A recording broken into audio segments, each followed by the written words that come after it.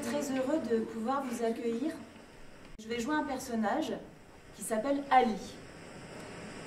Ali, il a 16 ans, il est mineur, donc. Il dort dans la rue.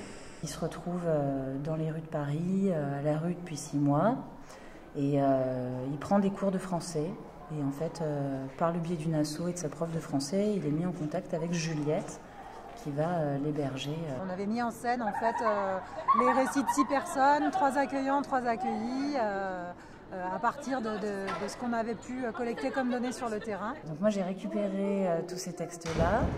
En fait, il y avait plein de personnes différentes, et j'ai essayé de garder les éléments les plus intéressants, les plus parlants, et de fabriquer 2 personnages. Finalement, Juliette m'a hébergée pendant plusieurs semaines. Je sais que j'ai eu de la chance de pouvoir rester chez elle comme ça, sans avoir à changer tous les jours, sans avoir à déménager.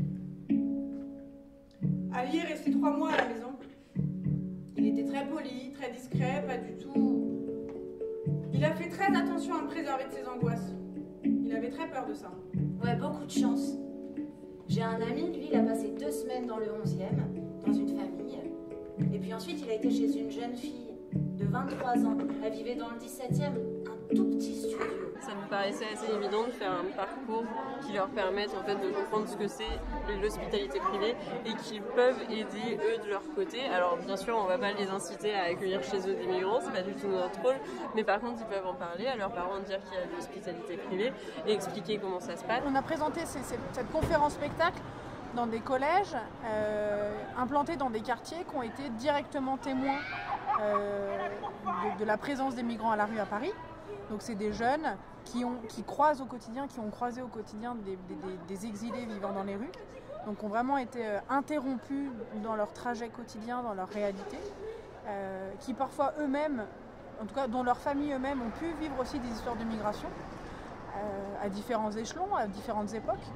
Mais voilà, il y a beaucoup de résonance avec les histoires personnelles. On a décidé de multiplier, de croiser ce discours scientifique avec un discours artistique. Mais un discours artistique qui est de 2 ordres. En fait, il y a le discours artistique de la performance sur scène. C'est pour ça qu'on est dans le modèle d'une conférence-spectacle. Et puis, il y a le discours artistique qui est en fait la création visuelle. C'est pour ça qu'à l'issue de la performance de la conférence-spectacle, en fait, il y a un séquençage d'ateliers de création visuelle qui se passe sur des grandes toiles de 2,50 m par 1,50 m. Et au fil d'atelier en atelier, les élèves arrivent à une composition assez originale qui leur appartient en fait. La première étape, c'est aller visiter l'exposition au Musée national d'histoire de l'immigration Persona Grata. Donc ça leur permettait aussi de voir un aperçu en fait des œuvres qui sont faites en lien avec les concepts d'hospitalité, d'immigration, de mouvement de population et aussi du rejet ou alors de l'accueil. Ensuite, en deuxième partie, on avait cette conférence spectacle et en troisième étape, c'est une création. Du coup, ça leur permet par l'écriture, par la peinture et par la broderie de créer quelque chose qui vienne d'eux déjà et puis voilà, de voir ce que ça leur évoque. Alors soit ils peuvent faire des grands traits, soit des pointillés pour avoir voilà, mais on peut aussi leur proposer de faire des formes. On a écrit des mots qui nous représentaient un petit peu la pièce. Ensuite on a fait des dessins avec des tissus, enfin avec un morceau de tissu qu'on a relié un petit peu comme une tapisserie. Et ensuite on a peint. La Ligue de l'enseignement, c'est un mouvement d'éducation populaire qui a fêté son petit siècle et demi en 2016. On accompagne les associations, la vie associative, on gère des équipements publics de la ville de Paris. Et puis on fait aussi tout un volet éducatif, scolaire, pédagogique, périscolaire. On intervient auprès des enseignants. On propose des parcours croisés qui sont des volets éducatifs qui visent à sensibiliser sur telle ou telle thématique. Là on est dans un cadre scolaire et en fait l'idée de nos parcours scolaires c'est vraiment de proposer des outils aux enseignants pour traiter différentes thématiques, typiquement la lutte contre les discriminations, l'égalité filles-garçons, l'ouverture à d'autres cultures, des problèmes environnementaux. Aujourd'hui on a appris beaucoup de choses, on a appris comment les gens hébergés, on a appris comment ils vivaient. La difficulté, on a rencontré aussi des enfants qui venaient d'autres pays, qui ne parlaient pas trop français mais qui étaient là pour apprendre. Est-ce que c'est des choses, ce que vous a montré là tout à l'heure, est-ce que c'est des choses, vous saviez que ça existait? Oui. Ouais. Moi j'en ai belge. Toi, t'es belge? Les gens que je connais. Les gens que tu connais. Est-ce que t'es belge des gens que tu connais pas? Ça questionne aussi sa propre acceptation de l'étranger.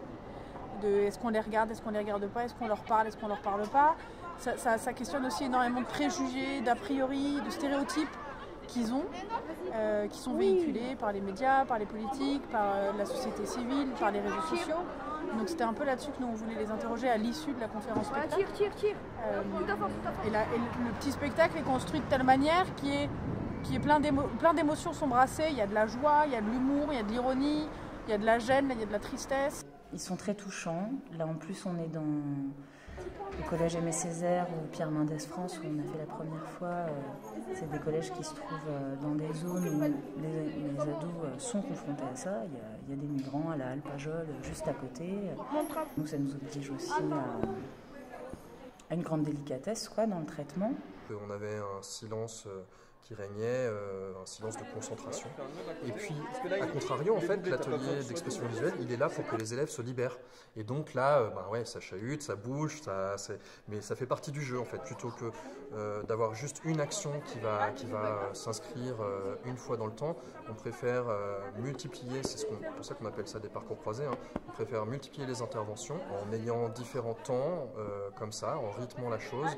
Et ça permet de mieux faire passer les valeurs qu'on cherche à défendre.